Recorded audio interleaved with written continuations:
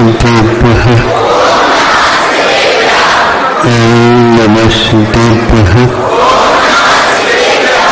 अहिंसा परमो धर्म के आचार्य गुरुवर श्री कुंद भगवान के आचार्य गुरुवर श्री ज्ञान सागर मुनि महाराज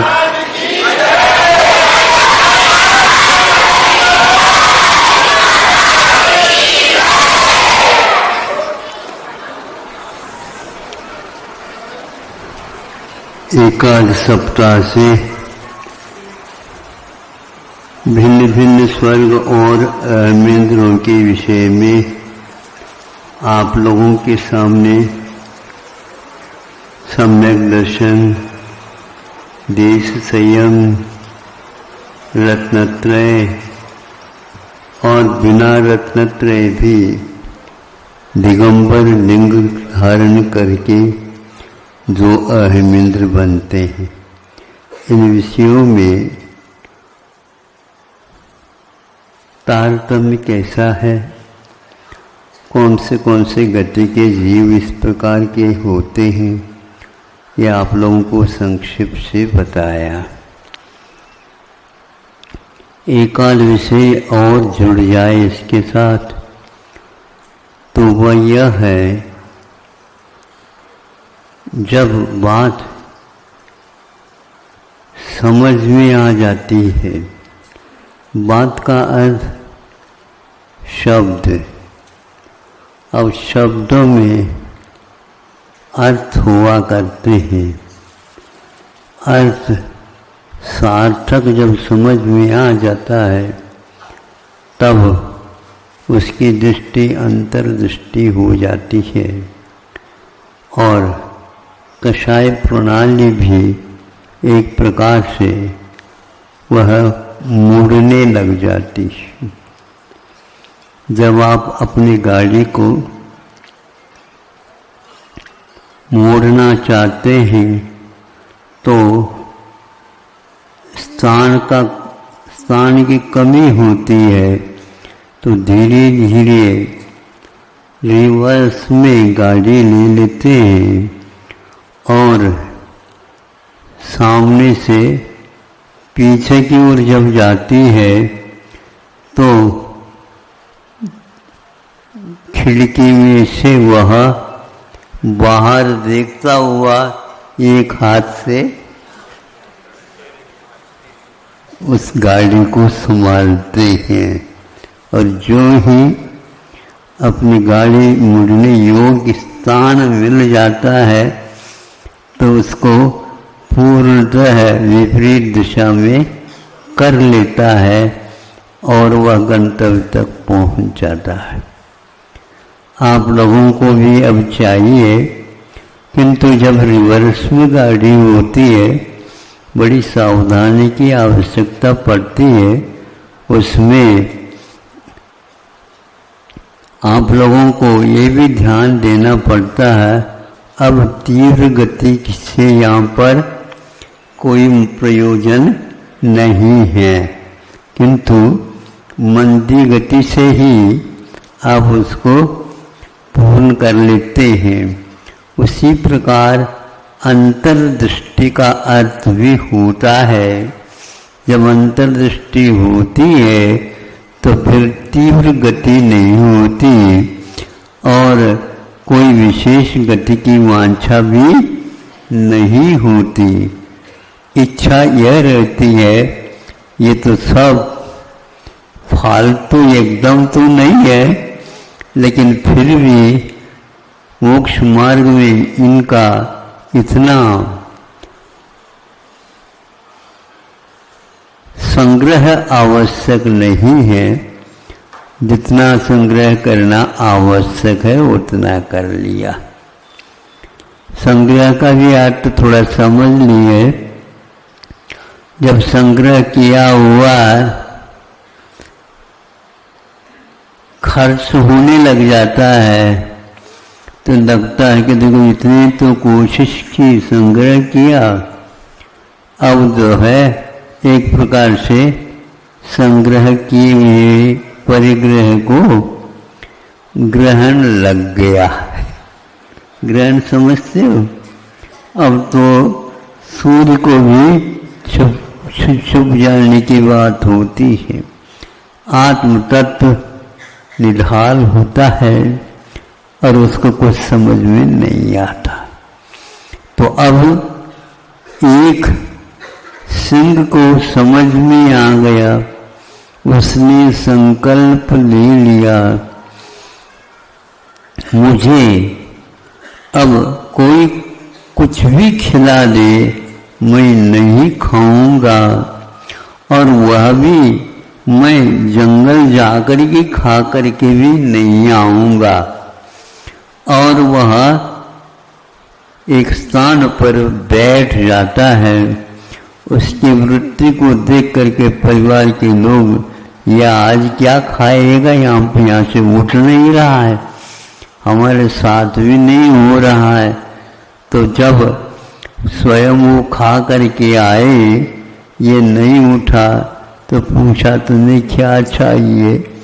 उसने कोई गर्दन भी नहीं हिलाया और कोई देखने की बात नहीं की। ऐसे 2 दिन निकलने के उपरांत देखो उसको गुस्सा नहीं आता था। बाकी जितने में प्यार क्या चाहता है तू, भैंस बेचने से क्या होता है, तो भी उसने कोई जवाब, और आप जवाब दिए बिना रह नहीं सकते। बस इतना ही अंतर है। अंतर्दृष्टि होने के बाद कषाय प्राय करके भीतर ही भीतर रह जाता है, बाहर नहीं आता, और इसी का नाम वह एक प्रकार से अंतर साधना है। फिर सब इस प्रकार कई दिन निकल गए और वह खाता नहीं है और खाने की इच्छा भी नहीं करता है, प्रतिकार भी नहीं करता है, स्वयं कहीं जाता भी नहीं और आता भी नहीं, क्योंकि उसको अंतर्दृष्टि हो गई।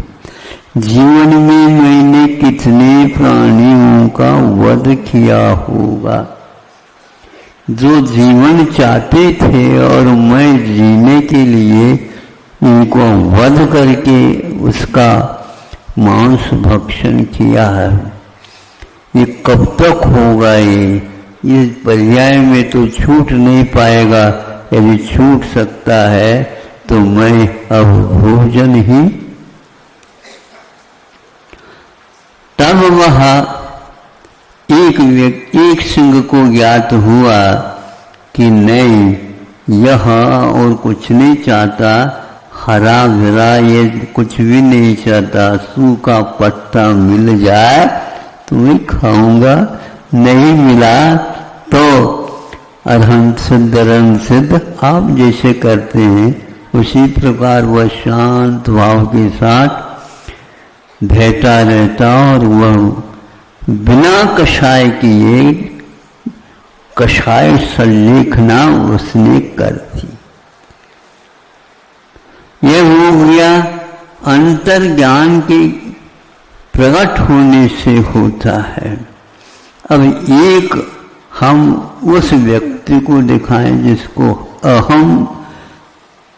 अहमिंद्र सुख मिला है, स्वयं ही मात्र स्वर्ग में या कल्पवासी देवों में होकर के उत्पन्न हुआ है, दिगंबर होकर के उत्पन्न हुआ है, और यहाँ पर कषाय नहीं करने रूप वृत्ति रखी, किंतु आगम में उल्लेख मिलता है उन अहमिंद्र जो सर्वसिद्धि उच्च कोटि का देव होता है, उसके बारे में मैं आपके सामने कह रहा हूं। जो पूर्व में मुनि था, रत्नत्रय धारक था और अनेक प्रकार की रिद्धि सिद्धि से युक्त था, और वह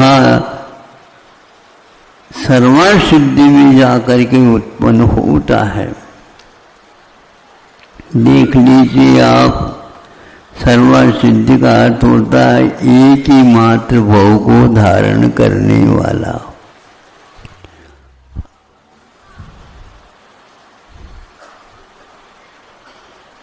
और वहां पर उत्पन्न हुआ है, एक भव के बाद मुक्त होना ये निश्चित हो चुका है। और अतीत काल में वह रत्नत्रय की आराधना की है, ये भी उसे अवधि ज्ञान से ज्ञात हुआ है। सब कुछ हुआ फिर भी, सुन रहे आप?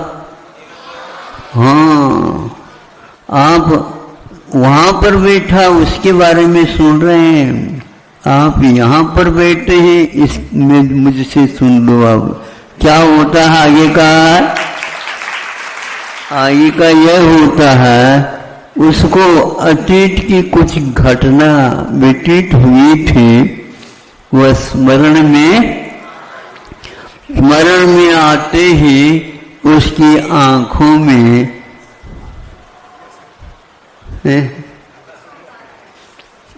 लाल लाल, जैसे आजकल आंखें लाल की बीमारी आ गई ना। हमें भी कहते थे कई लोग, कहा है महाराज आंखें क्यों लाले तुम्हारे ऊपर हुई है लाल।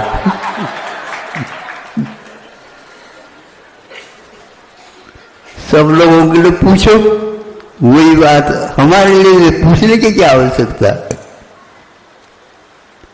तो उनके वहां पर कोई था ही नहीं, कोई कमी नहीं, कोई चोरी चपाटी नहीं, और आंखें लाल हो गए। यहां से कोई भी ट्यूब भेज देते।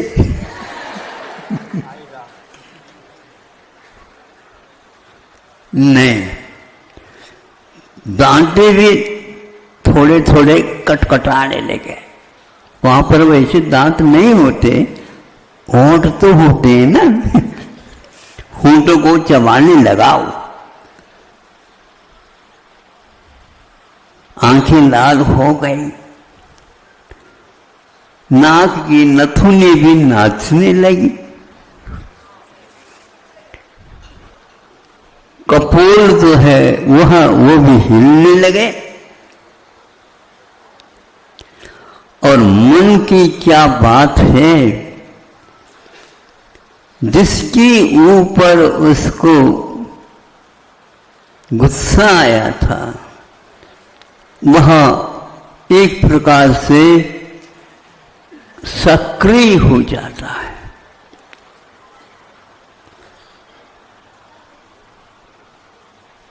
क्रोध समुद्घात हो जाता है।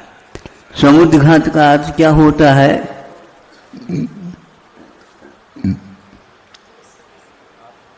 जिसके ऊपर प्रतिकूलता होने के कारण हमें गुस्सा आया है, उसको सीधा करने के लिए कुछ प्रक्रिया चलती है। सीधा का अर्थ इतना ही है, वह प्रतिशोध भाव उमड़ने लग जाता है। रत्नत्रय याद नहीं आया उसको, अगले भाव में निश्चित है मुक्त होना है।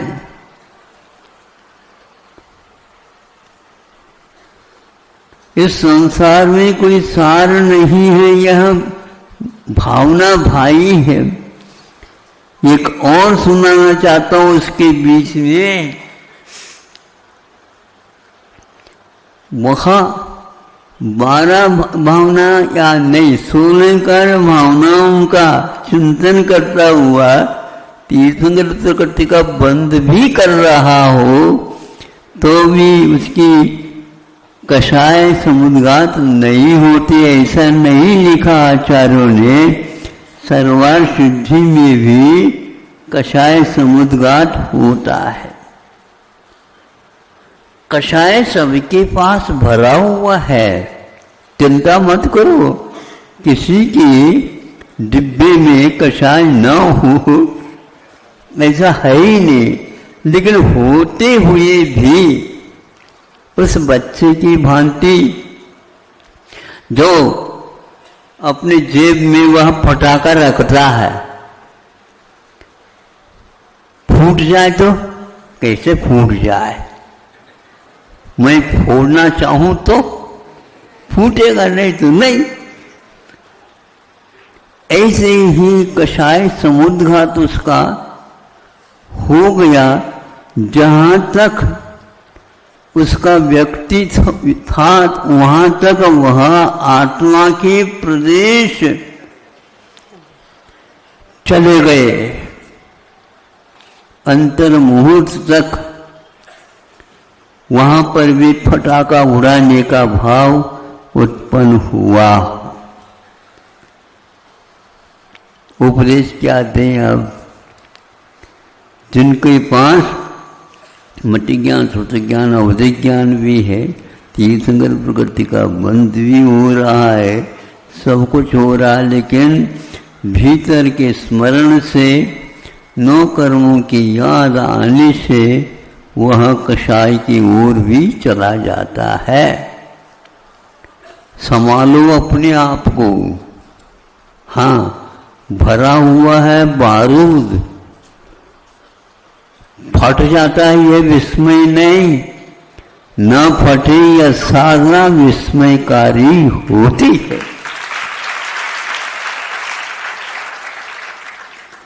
बैठे बैठे भी उनसे भी उत्तम भाव हम कर सकते हैं, क्योंकि वह असंयम में है और हम संयम की मार्गना में।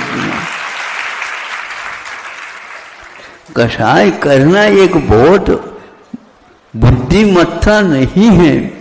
कषाय होते हुए भी कषाय के कान पकड़ना यह तरीका है। दूसरे के कान पकड़ने की अपेक्षा से बंधुओं अपने जो उत्पन्न हो रहा कषाय उसके कान पकड़ लो, फिर दोबारा बार बार आप कान पकड़ते चले जाओ, जीवन में सब खाली होता चला जाएगा, विस्फोट नहीं। विस्फोट करना मनोरंजन होता है और विस्फोट नहीं हो जाना एक प्रकार से मनोरंजन नहीं, ये निरंजन भावना है। इतना ही मैं समझता हूँ। इस विषय का संवार करके आपके जितने भी फटाके हैं वह विस्फोटित न हो और उसमें एक प्रकार से ऐसे बाती के ऊपर थोड़े से छिटकाव पानी का कर दो तो फिर वह कहीं भी रख दो, कभी भी फूटेगा नहीं। ऐसी साधना भगवान हम अपने जीवन में कर सके, भावना तो कर सकते हैं। हो नहीं रह पा रहा ये बात अलग है, लेकिन अंतर्दृष्टि की दृष्टि से ये ज्ञात हो गया, मैं हित के कारण को अपना रहा हूँ क्या अहित के कारण। अहित के कारण को हटाते हुए हित के कारणों को संग्रहित करते हुए आप चलिए, आपका मोक्ष मार्ग सुरक्षित हो। अहिंसा परमो धर्म की। वाणी के ज्ञान से